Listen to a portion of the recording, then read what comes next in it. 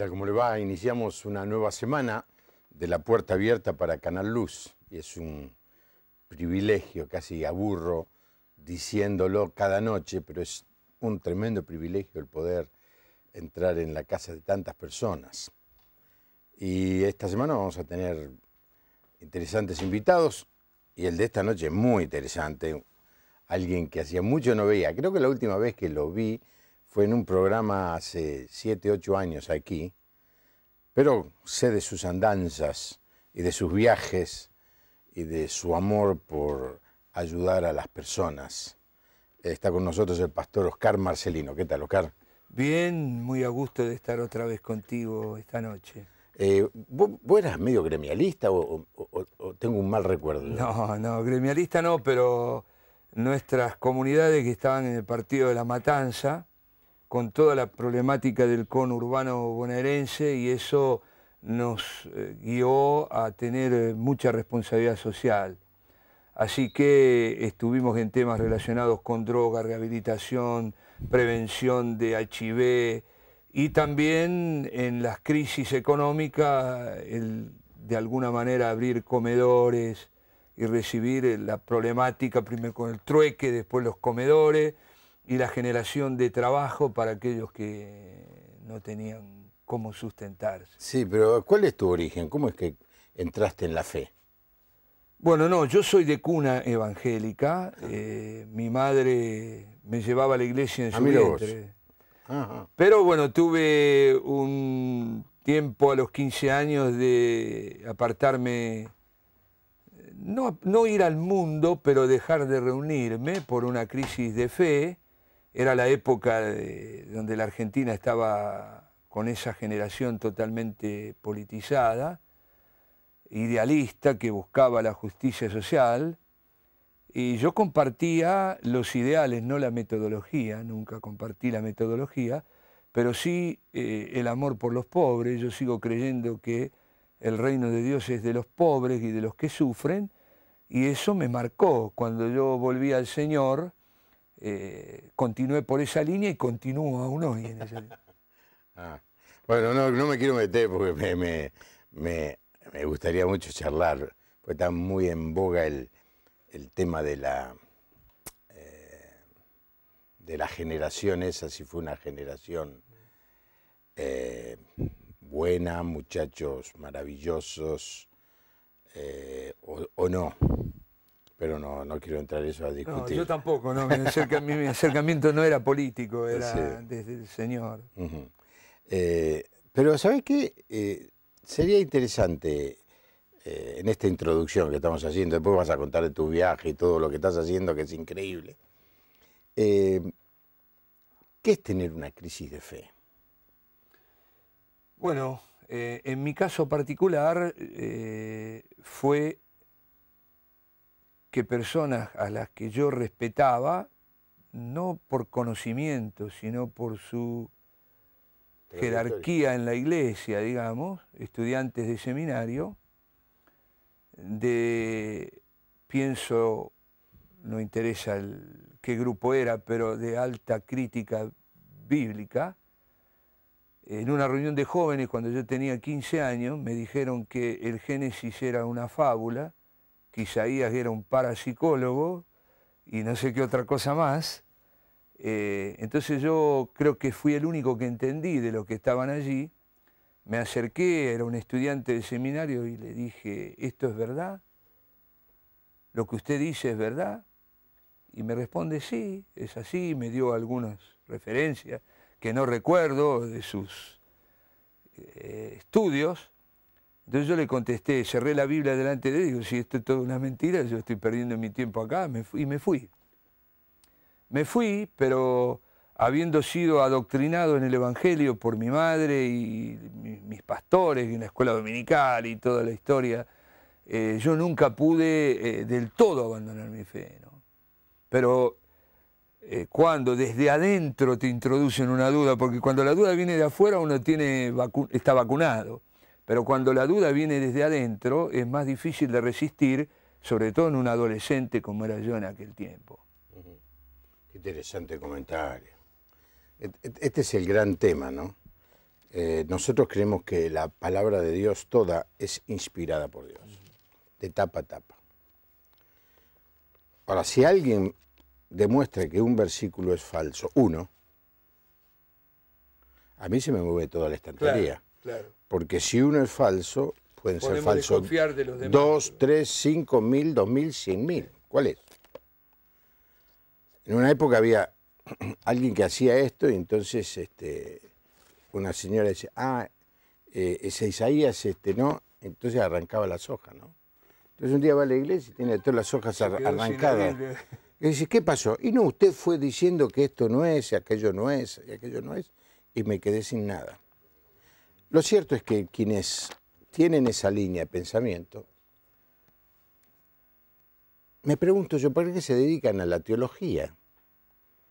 Si no creen ni que la Biblia es la palabra de Dios.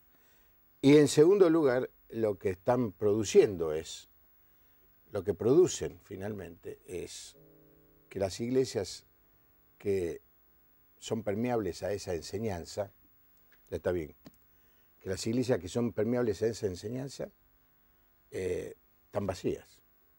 Porque la gente no busca dudas, no viene a la iglesia para que le digamos, mire, dudamos de esto. Necesita... Buscando a Dios, claro. Busca a Dios, certeza. Que le digamos, Jesús es real, la verdad. Es la verdad. Yo sé que hay mucha gente que puede estar escuchando el programa y sea parte de esas comunidades donde se pone en duda la palabra de Dios. Y le digo, mire, es un acto de fe. Creo que la Biblia es la palabra de Dios o nos dedicamos a otra cosa. Seguro. Nos dedicamos a otra cosa. Oscar, pero hace un tiempo me estabas contando, dejaste de ser pastor y empezaste a viajar. Claro. Siempre viajaste, pero... Yo recibí una carga del Señor, tengo doble nacionalidad, como muchos en la Argentina, descendientes de inmigrantes. Soy un ítalo argentino. Y ¿de dónde eran tus padres? Mi abuelo era del Piamonte, de una comuna que se llama Monvercelli. Y bueno, yo tuve un llamado de Dios por mis raíces y por llevar el Evangelio a la tierra de mis ancestros. Y así hace 14 años comencé a visitar Italia, saliendo sin saber a dónde iba y sin ningún financiamiento. Y Dios fue abriendo puertas por un lado y proveyendo por el otro, hasta el día de hoy, los recursos para que yo pudiera hacer estos viajes.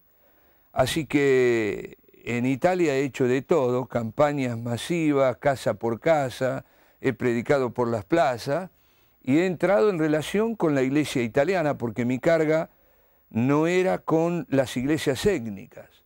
Hay muchas iglesias latinoamericanas en Italia, en España, en Francia, que cumplen una función, pero no eran mi carga, ¿no? Porque es muy difícil desde una iglesia étnica evangelizar otra nación. A ver, expliquemos. Por ejemplo, en España hay muchos ecuatorianos, claro, por ejemplo. Entonces, muchos de ellos son cristianos y van a trabajar a España y andan buscando un lugar, y lo encuentran y se reúnen y son una iglesia cristiana, hermosa, llena de vida, de ecuatorianos. De ecuatorianos. Y algún peruano y quisiera colombiano. Hay de varias naciones latinoamericanas, incluso de Centroamérica. A eso decís iglesias étnicas. Sí, étnica por describirla de algún modo, porque también hay iglesias africanas, sí, iglesias filipinas. Por ejemplo, yo he predicado en Milán varias veces en una iglesia filipina que tiene 1000 miembros. Todos viviendo hablan inglés, trabajan en Italia, pero solo sus hijos hablan italiano, digamos. Sí. La gran mayoría de ellos sigue hablando inglés. Y he predicado el Evangelio en varias comunidades africanas, en Roma, en Milán, en Nápoles, de Zambia, de Nigeria, de Angola, de Mozambique, de Centroáfrica, ya perdí la cuenta.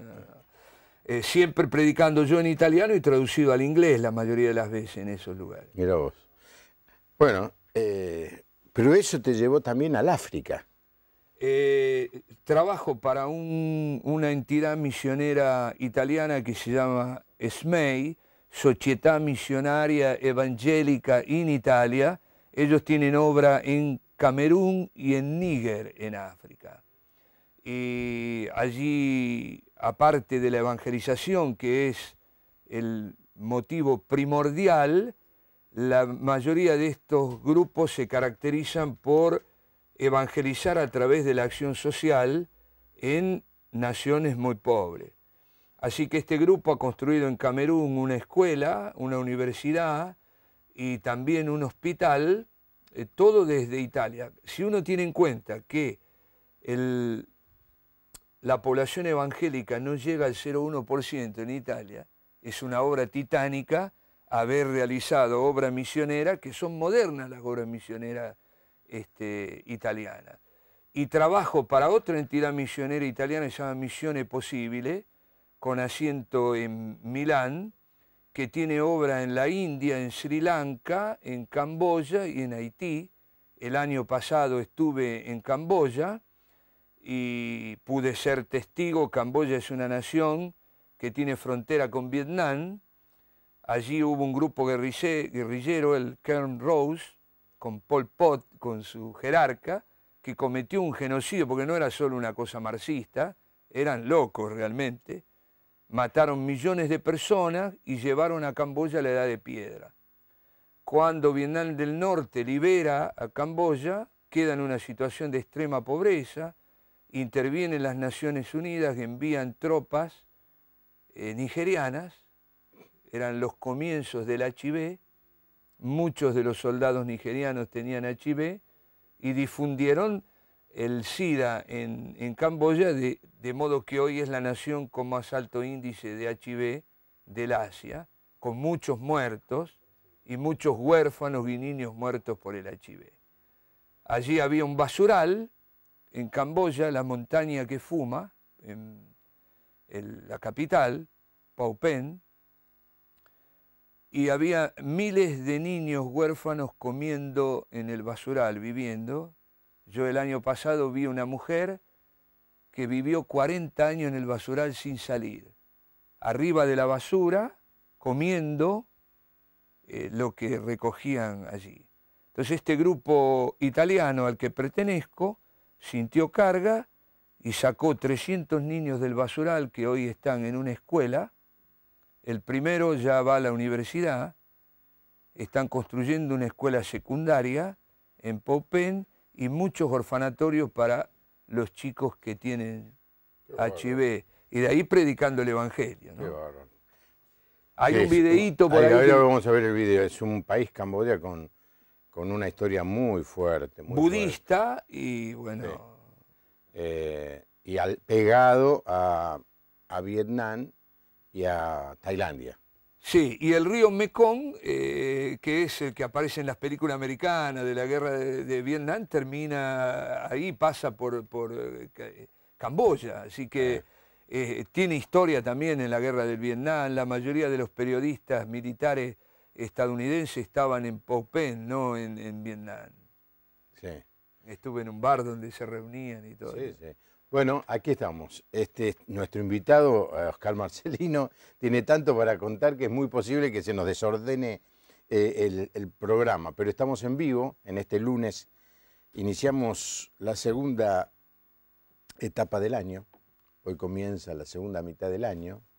Es decir, veníamos en ascenso y ahora empezamos a caernos para llegar a las fiestas de fin de año. Parece mentira, ¿no?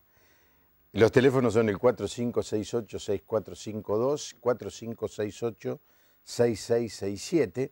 Y vamos a ver este video que nos trae Oscar Marcelino de tu viaje. Sí, no, este es un video de Camboya, sí. Está en español para difundir en América Latina, digamos. Qué bárbaro. El original era en italiano. Bueno, a ver, lo vemos.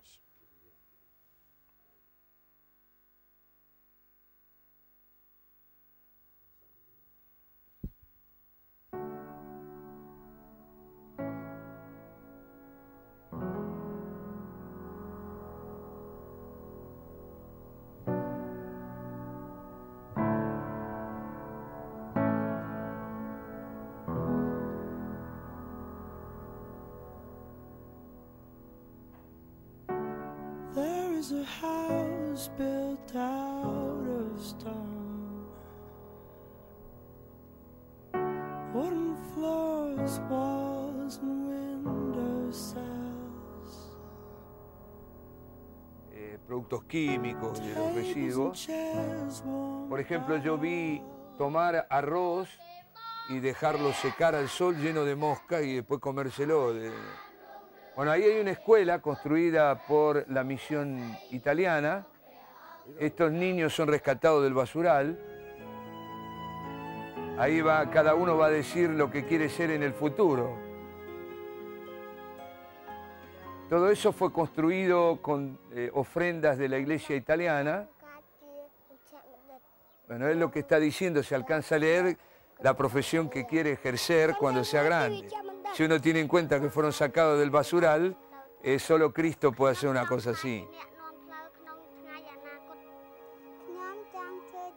La diva de la canción italiana Ornella Vanoni, no sé si algún televidente puede ser que la recuerde, es una hermana en Cristo, pertenece a este grupo y es una de las principales colaboradoras de Misiones Posibles.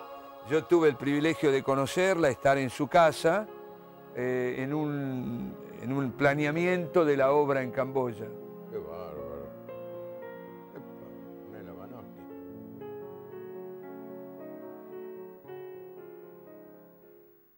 Aquí se ve el fruto de la predicación del Evangelio. Estos niños ahora son cristianos, están cantando un corito en su idioma.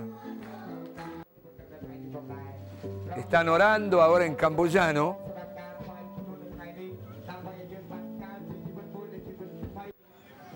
Y estos son bautismos.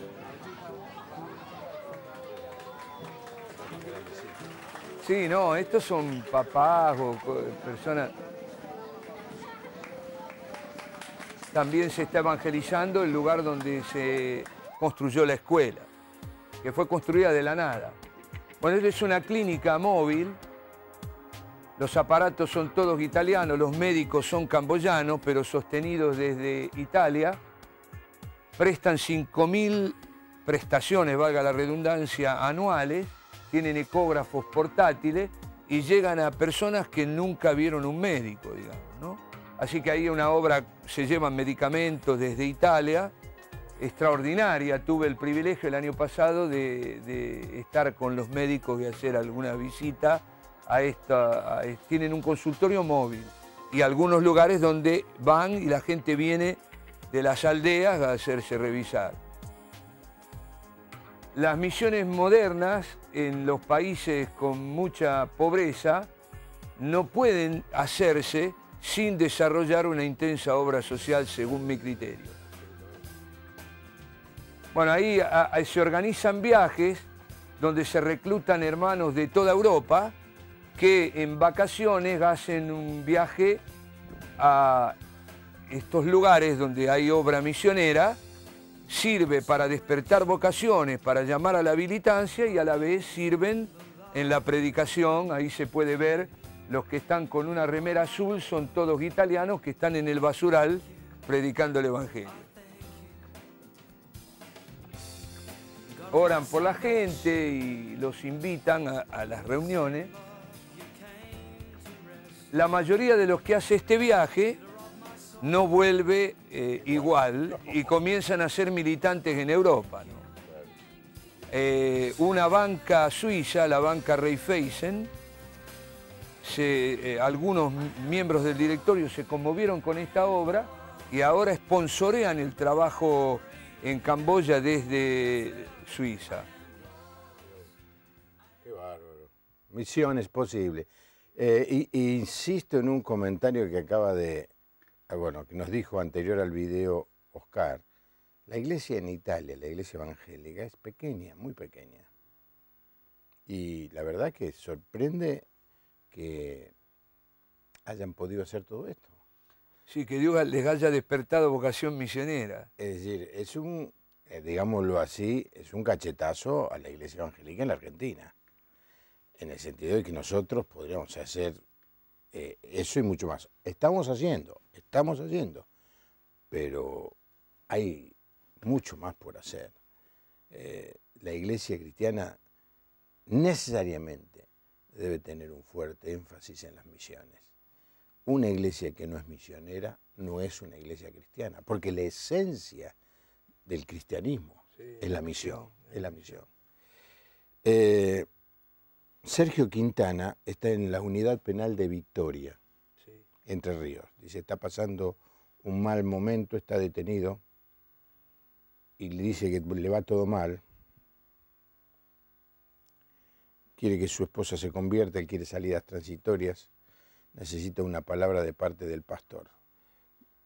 Sergio, ahora vamos a saltar a otra cosa que hace Oscar Marcelino, porque necesitamos que venga 15 días seguidos para contarnos 15 cosas diferentes que hace. Estuvo hablando de Italia y terminamos en Camboya. Y ahora de Camboya nos vamos a volver a la unidad 19, del Servicio Penitenciario bonaerense. Del Servicio Penitenciario de la provincia de Buenos Aires, no el federal, sino el de la provincia de Buenos Aires, que es el servicio penitenciario que tiene más internos en todo el país. Miles y miles de personas. Es famosa la unidad 20, allí en Olmos, porque es el lugar donde se ha hecho este experimento de poner a todos los que son evangélicos. Claro, claro. He estado un par de veces. Es una obra pionera de la obra carcelaria en la Argentina. He estado un par de veces allí, pero esta de la unidad 19 no tenía ninguna referencia. ¿Dónde queda esto? Esto queda cerca de Pigüé, a unos 700 kilómetros de la ciudad de Buenos Aires, a 100 kilómetros de Bahía Blanca, más o menos. La obra que el Señor ha hecho en esta unidad penitenciaria se parece a otra y a la vez tiene características poco comunes, únicas. Así que para mí es una experiencia muy interesante y un privilegio brindarle cobertura al pastor Rodrigo Báez, que es un interno. No es que te quiera cortar, Oscar. ¿Qué significa darle cobertura? Bueno, de alguna manera velar por su situación espiritual en primer lugar. Cuidarlo. Protegerlo. Sí, orar, sobre todo interceder a su favor. Una persona con una historia de mucho sufrimiento y de mucho pecado, con un futuro incierto en planos de libertad y a la vez un instrumento de Dios, porque digo, solo Cristo puede transformar el infierno en paraíso y un homicida en un predicador del Evangelio. Solo Cristo puede hacer una cosa así. Y para mí es un privilegio ser testigo de esto y de alguna manera orientar a este amado pastor en su futuro espiritual como esposo y padre que lo es, y también pensar en su futuro el día de mañana y en su servicio al Señor, que no tiene que detenerse más allá de lo que ocurra con su libertad. Claro. Contanos un poco la historia entonces, Oscar, porque es emocionante. Bueno, Rodrigo era un niño de la calle, fue abandonado a los 3 años de edad aquí en Fuerte Apache. Cuando decís aquí es porque es a 15, 20 cuadras de aquí. Sí, y yo he vivido muy cerca toda la vida, así que es casi mi barrio. Esto lo convirtió primero en un niño de la calle, así él se inicia en la delincuencia, tiene actualmente 35 años y pasó 17 en instituciones o reformatorios o cárceles. Tiene, bueno, una historia delictiva con homicidios, nunca había oído del Evangelio y en el 2006, por un robo de bancos, es tomado prisionero y llevado a la unidad. Preso, es tomado preso. Detenido. Sí. Lo llevan a la unidad penitenciaria número 19 de Saavedra y él, el mismo día que arriba, en la noche, cuando ya estaban todos acostados, toma su sábana, la sábana de su cama, y se cuelga de la letrina, yo vi el lugar donde esto ocurrió, Y él estuvo 3 horas pendiendo de esta sábana, no sé si muerto o desvanecido, pero él no daba señales de vida. El primero que va a la letrina en la mañana lo encuentra colgado, y cuando lo están por llevar a la morgue, resucita o se despierta. Dios sabe lo que pasó. En estas 3 horas, el Señor Jesús se revela a su espíritu, el mismo Señor le predica el Evangelio, y él le entrega su vida a Cristo, así lo cuenta. Cuando se despierta es otra persona. Y después, bueno... Sí. Cuando se colgó no tenía la menor idea de nada, de lo espiritual, de Jesús, no, de él se nada. quería suicidar pensando que no iba a salir más, porque era reincidente, tenía un montón de causas, y causas graves, no era... Entonces él dice, bueno, yo me mato. Y ahí Dios, que tenía un propósito con su vida, evidentemente, le predica el Evangelio. Pero él cuenta cómo.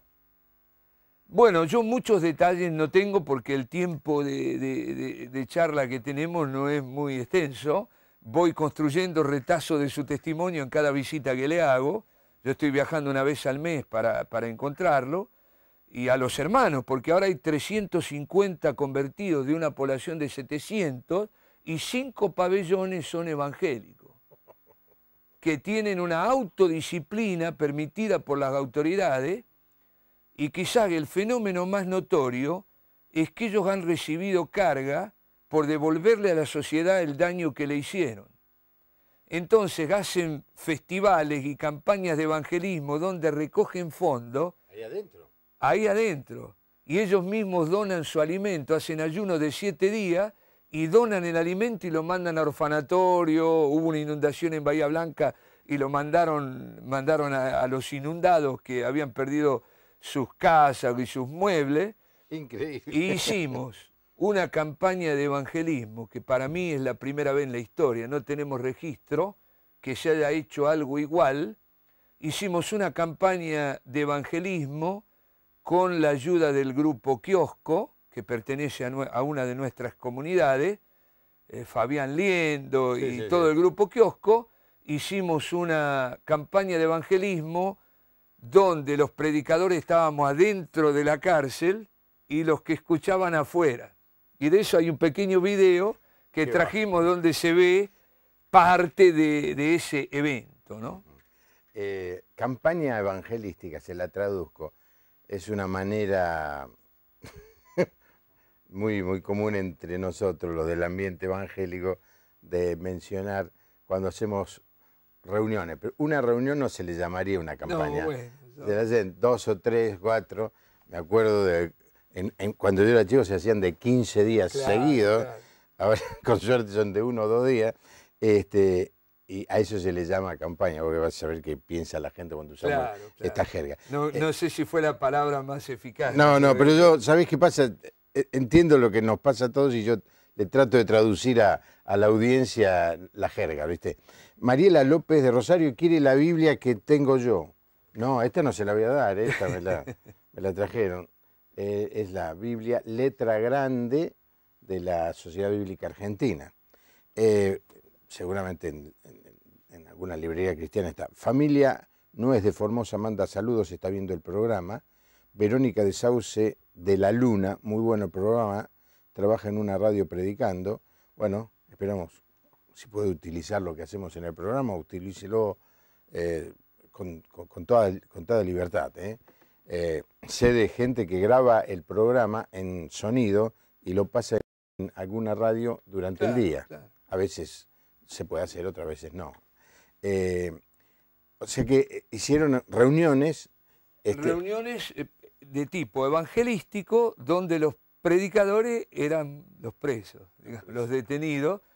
Y bueno, fue... Se ve en el video eso. Se ve en el video parte de ese evento y se ve, sobre todo en la parte final del video, hay una foto que para mí es ilustrativa, donde la iglesia prisionera pero libre en Cristo alaba a Dios y la iglesia libre en su físico y también en lo espiritual, del otro lado del alambrado, con las mismas manos levantadas, adorando al mismo Dios, que Qué es bueno. un hecho extraordinario. A ver, vamos a ver el video, espero que ya esté. Lo largamos nomás. Ahí, esa es una vista de la parte exterior de la cárcel. Parece un campo de concentración. ¿Sí? Medio del campo. En medio de se ve la sierra incluso, parte de la sierra a la ventana. Allí estamos llegando desde Buenos Aires con el grupo Kiosco. Ahí se los ve.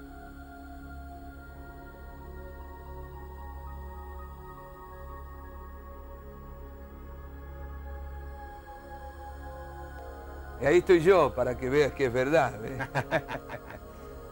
Ahí No, estamos entrando. Yo no te hacía parte del grupo Kiosco, ¿viste? No, sé, bueno, soy qué uno de hace? los pastores, pero ahí es el pabellón que si se leyó Autodisciplina Evangélica, ¿no? Ajá.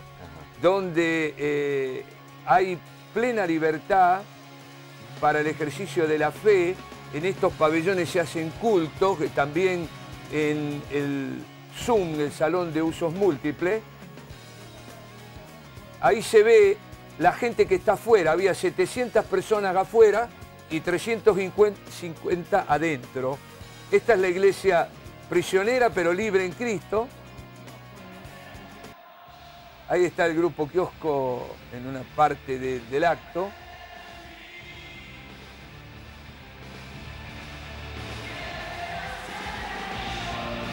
Fabián viene muchas veces a tocar. Sí, yo sé.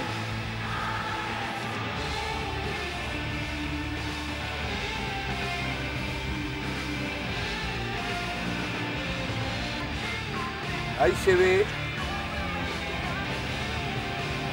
muchos de estos hermanos ahora nuestros son homicidas, violadores. Entonces es muy interesante ver el poder de Cristo para transformar las vidas. Ahí va a verse una foto que a mí me impacta cada vez que la veo.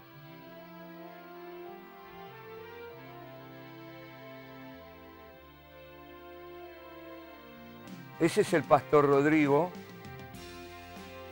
El del testimonio. el del testimonio, el que se ahorcó o quiso ahorcarse.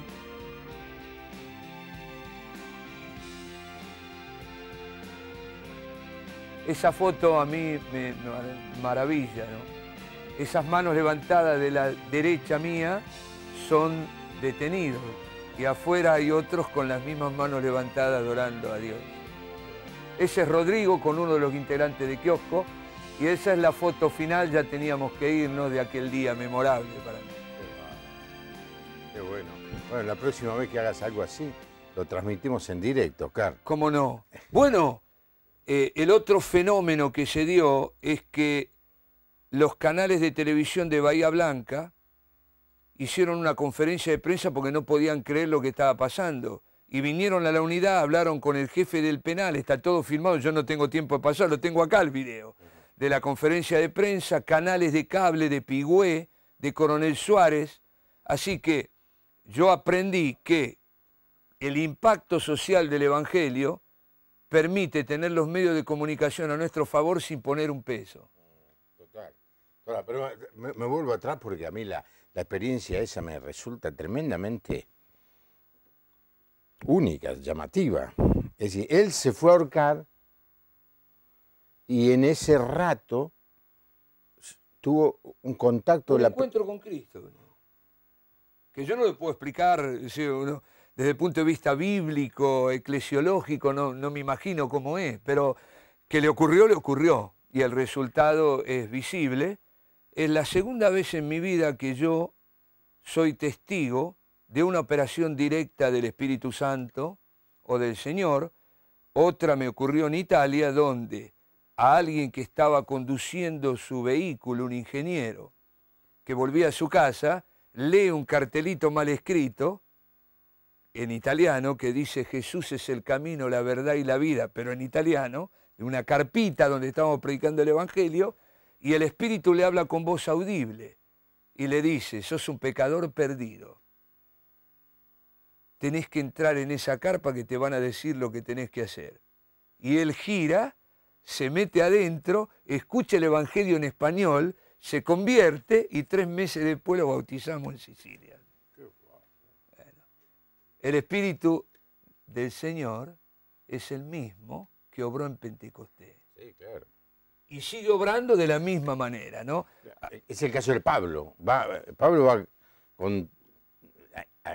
a contramano de la voluntad de Dios y Dios lo detiene en medio del camino. Conozco la historia de alguien que era policía y tuvo un choque con su auto, quedó destrozado todo el cuerpo y estaba en la cama en terapia intensiva y vio una luz que bajaba y él quedó absorbido por esa luz y se encontró con el Señor, una persona que hacía lo mismo que el muchacho pero del otro lado, con uniforme. Hacía lo mismo, pero con uniforme. Y yo me lo encontré una vez y me conocí, me hablaba como me conocía. ¿De dónde me conoce? Resulta que cuando empezó a mejorar, le ponían la radio y yo estaba en la radio, estaba como Radio Espléndido, Radio Belgrano toda la noche, buena parte de la noche, y él me escuchaba todas las noches. Y me lo contó, y estábamos con varios, ¿no? Estábamos ahí, cuando salimos, preguntamos, ¿esto es posible? Una experiencia así como esta que vos contás, ¿no? Una manifestación sobrenatural de Dios. Ahora, ¿eso lo hace Dios siempre o lo hace en casos excepcionales? Yo creo que, bueno, yo lo viví con culpa, pensando que yo debía haber encontrado a Rodrigo en algún momento y haberle predicado el Evangelio, pero no lo encontré. Y como el Señor lo amaba y tenía este propósito quizás de bendecir a muchos otros que están dentro de la cárcel hoy día, se manifestó a él de modo sobrenatural. Jesús dijo que las piedras clamarían si nosotros no lo hacemos.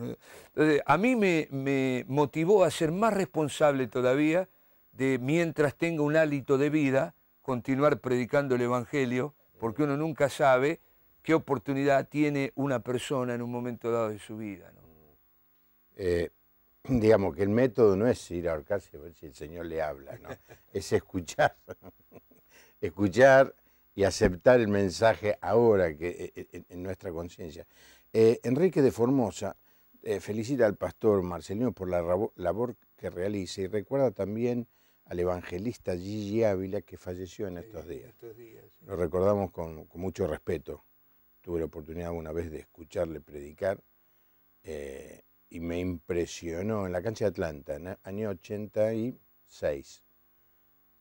Me impresionó el momento de la invitación. Conmovedor. Sí, sí. El mensaje fue de la Segunda Avenida, medio, no sé, no entendí bien, pero cuando se puso a decirle a la gente que Dios le amaba y quería, pero se tenía que arrepentir, mamita, temblaba el estadio. Cristina Rosario felicita por la labor que hacen con los niños. María de Pergamino está mirando, le llena de gozo el trabajo que se hace en Camboya. Hugo de Santa Fe estuvo 11 años faltando 6 meses para salir. Estuvo 11 años en la cárcel. Y faltando 6 meses para salir, conoce a Cristo. Y ya se empezó a sentir libre antes de salir. Claro. Hugo, buenísimo el testimonio. Dice, y ahora está predicando. Mira, yo no quiero que se pase el tiempo, porque quiero respetar al primero, que nos llamó Sergio Quintana. Está viendo el programa o escuchándolo, no sé. En una cárcel dice que está mal, que todo le va mal, tiene una palabra de ánimo tuyo. No nos dice tampoco que es creyente, pero sí, parece que sí porque quiere que su esposa se convierta, ¿no? Sergio, ¿a qué le decís a Sergio?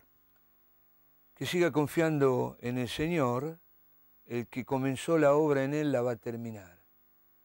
Y cada una de las dificultades, los sufrimientos que puede tener este hermano, son instrumentos en manos de Dios para lograr su objetivo, de que él madure en el conocimiento de Cristo.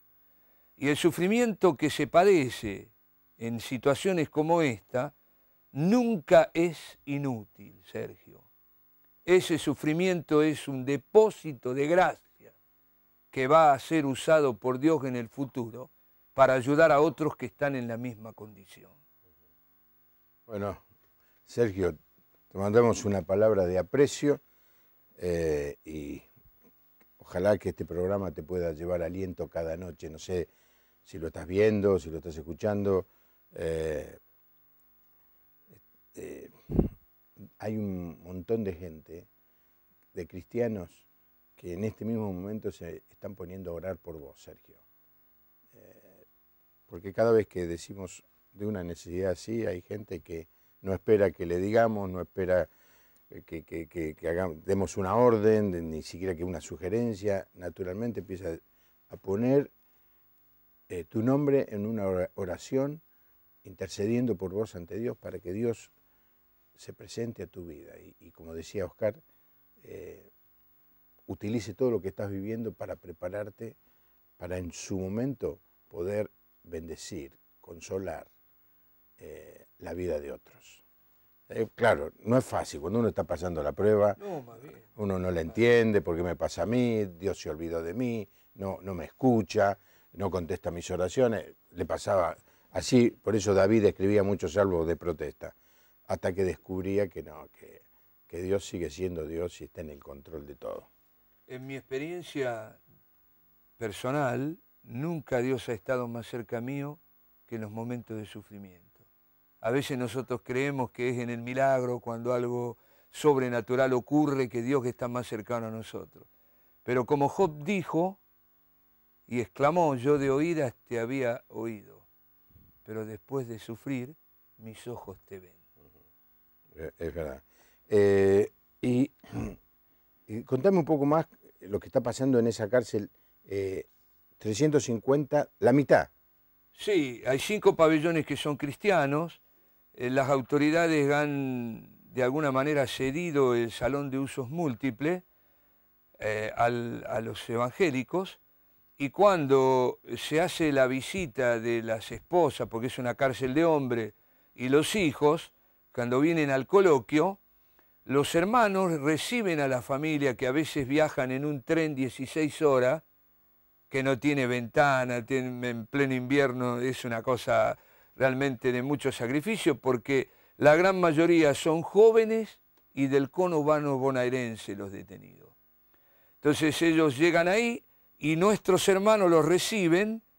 Los hermanos han comprado un pelotero, tienen una panadería que manejan ellos, y reciben a las familias que vienen con comida, con juegos para los niños, de modo que los chicos no se dan cuenta que están en una cárcel.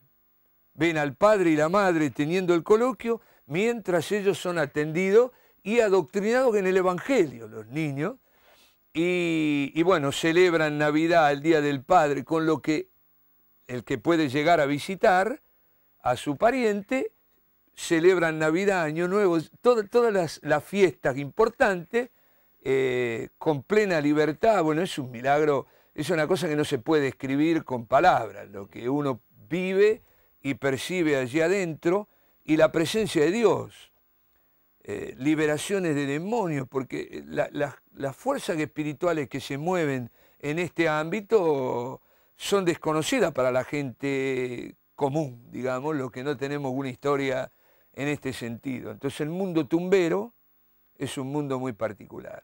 Y en el plano espiritual también. Así que allí ocurre de todo. Y luego uno de los pastores de Coronel Suárez es también director del patronato. Entonces estamos haciendo una labor que incluye la salida. Lo recibimos cuando sale al hermano que recupera su libertad, porque la gran prueba de fuego es la reinserción social. Así que estamos haciendo un trabajo integral. Incluso ya tenemos en algunas de nuestras comunidades, por ejemplo en La Ferrere, algunos que han recuperado libertad condicional y que se están reuniendo y están en plena comunión. Estamos tratando de llegar a las familias incluso con el Evangelio, porque tenemos acceso al detenido, digamos. Claro, claro. Y de este chico, Rodrigo, ¿qué futuro hay? Porque Bueno, debe tener una condena... No, él ha cumplido el 80% de su condena, entonces en mayo lo animamos, los pastores, porque yo no soy el único que está yendo, los que más van son pastores de Coronel Suárez, Sí, sí. que están muy cerquita, pero bueno, yo soy su confesor, digamos, su sacerdote en términos espirituales, lo digo, el que ora por él, el que de alguna manera recibe sus preguntas. Y yo le animé a pedir su libertad condicional y la salida transitoria, y le fue concedido en mayo de este año. Ajá, mira vos. Y Él es casado, tiene es hijos. casado, tiene 3 hijos, es una larga historia. El juez le concedió 12 horas mensuales de salida. Y como su esposa vive en Saavedra, en el mismo lugar, en el pueblo, él sale 12 horas y hay la seguridad de que esto va a ir en aumento porque sus testimonios son extraordinarios. Y lo que opina todo el staff, porque tiene todo un sistema que yo no conozco en profundidad, el juez, para dar una libertad transitoria no toma la decisión él, sino que apela a los peritos, digamos, que son de distinto tipo, psicólogos, Sí, sí, sí. el mismo servicio penitenciario. Bueno, los informes son inmejorables sobre los cambios de este muchacho y su actual estado. Claro. Bueno, conozco muchos casos como este, pero lo del testimonio es increíble. Ahora le van a permitir posiblemente salir en esto de la salida transitoria el domingo, creo que es 29 de agosto o 28, ahora no tengo en mi cabeza el calendario, le van a permitir una salida para que venga a predicar a una de nuestras comunidades en Coronel Suárez. Qué bárbaro. Alguien te manda saludos, dice, de una iglesia en Libertad, a la que vos ayudaste mucho. Ah, sí, me imagino. Patricia de Paraná felicita al pastor por el trabajo que está haciendo en la cárcel. Julio pregunta si el que está privado de libertad también necesita liberación de ataduras o sanidad interior. Bueno, casi la respuesta es obvia, ¿no? Es obvia, sí, necesita de todo y todo es insuficiente. Sí. Soy sobrino del pastor Oscar. Dice que vos sos una persona que es de mucha bendición para él, un sobrino tuyo, pero no dice el nombre, posiblemente el mensaje de texto. Puede ser que sea Pablo. El pastor Víctor Chirino de Tucumán felicita por el trabajo. El Laura de Paraná nos felicita por el invitado. Bueno, gracias a Dios por todo lo que están llamando. Lo que yo sé que vos, Oscar, sos uno de los pastores que yo conozco que tiene un concepto más claro de la importancia de acompañar la prédica con la acción social. Jesús iba enseñando y sanando. Toda dolencia en el pueblo. El lema de nuestra iglesia es salir a predicar y servir. Y quizá una palabra tuya, digamos, como para redondear esta idea, porque hay mucha gente que está escuchando el programa, hay mucha gente de iglesias que sí, que están haciendo bien la tarea de predicar, pero no entienden bien cuál es el nexo entre predicar y llevarle un plato de sopa a que se muere de hambre. Bueno, cuando uno predica el Evangelio se encuentra con el enfermo, como le pasó a Jesús, se encuentra con la persona poseída por demonio y se encuentra con las personas que tienen hambre. Nosotros no podemos predicar el Evangelio sin satisfacer la necesidad primordial de la persona. En este caso, por ejemplo, dar de comer al hambriento, recoger al huérfano y a la viuda, vestir al desnudo. Cuando yo estaba en el seminario estudiando, tenía una idea en aquellos años que el juicio iba a ser un examen de doctrina, ¿no? Que cuando yo muriera iba a llegar al cielo, iba a estar una mesa examinadora con Pablo, Pedro, Juan. Dígame el nombre de todos los reyes de Israel. Sí, o creíste en la salvación por la sola fe, o diste, no sé, la ofrenda. Y seguramente todo eso hay que hacerlo, ¿no es cierto? Las cosas que la Biblia... Pero la única referencia a cómo será el juicio es que va a apartar a uno a la derecha y otro a la izquierda. Y a los de la derecha le va a decir, vengan benditos de mi Padre, entren al reino preparado. Y parece cuando uno lee que los que entran no saben por qué entran. Y le preguntan, ¿por qué podemos entrar? Porque tuve hambre y me diste de comer. Enfermo y me visitaste, desnudo y me cubriste, en la cárcel y viniste ya a mí. ¿Y cuándo, Señor, te vimos? Y la respuesta es, de cierto te digo, que lo que hiciste por uno de estos más pequeños, por mí lo hiciste. Mi conclusión es esta. En cada ser humano que sufre, cualquiera sea la categoría y razón de ser de su sufrimiento, hay un Cristo vivo, un Cristo encarnado. No necesito la máquina del tiempo para sanar las heridas de Jesús. Lo puedo hacer esta misma noche en la estación Retiro. Porque Cristo deambula en la figura de un niño de la calle comiendo basura o buscando una mano que lo proteja y lo libre del mal. En un proceso de captación de niños de la calle, años atrás, muchos años atrás, en este mes de julio, estábamos dando de comer en la Torre de las Ingleses a los niños, en un primer paso de captación. Hay un hogar en Varadero ahora. Y recuerdo que vino un niño de 8 años de edad, más o menos, en aquella época, de manga corta, consumiendo pegamento. Sarnoso, porque tenía úlceras en todo el pelo cortado, a ras. Y yo, a la misma hora, mi hijo varón estaba en mi casa con mi esposa, amado, recibido, bendecido en la vida. Y yo tenía un despojo humano delante mío, me saqué mi abrigo y se lo coloqué, queriendo hacer algo.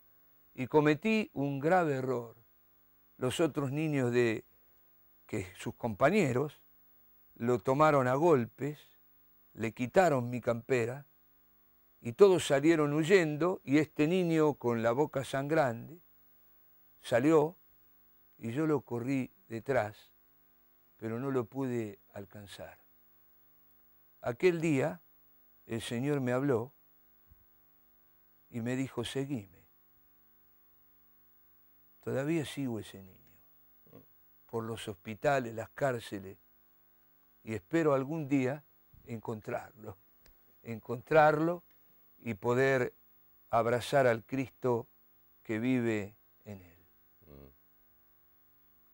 Hay tantos Gustavos, dice la canción del Trío Mar del Plata, tantos Gustavos que no deben llorar. Y Oscar persigue a ese niño y usted y yo tenemos que perseguir a uno de ellos. Hay alguien que necesita de nuestro amor, hay alguien que necesita de nuestro abrazo. Puede estar cerca, lejos, puede ser pobre, hasta puede ser rico. La gente está desesperada por sentir no solamente que le damos un mensaje, sino que le expresamos de una manera sentida el amor de Dios. Y podemos ser. Se cuenta la historia de una estatua en Alemania, que era un Cristo con los brazos extendidos así, ¿no?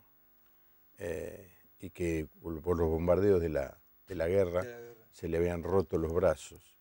Y entonces hicieron el intento de ponerle otros brazos para que la estatua estuviera completa, hasta que alguien dice, no lo hagamos. Que los brazos de Jesús seamos cada uno de nosotros.